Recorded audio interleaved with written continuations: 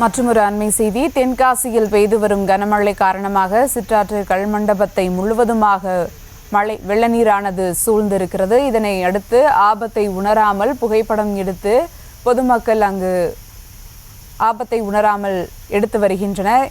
அது குறித்த அண்மை செய்தியையும் தற்போது பார்த்து வருகிறோம்.